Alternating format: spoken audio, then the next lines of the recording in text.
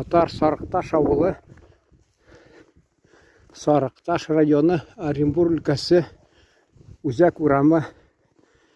1,5 ел элекме келіп мен мұнда видео түсірген едім. Қазір мен жаңадан қонақта. Мені міне қызықсындырды. Саф татар тілінде yazғанlar, бір тілде yazғанlar. Исән йөреп, исән қайт, сені күтә туған яқ.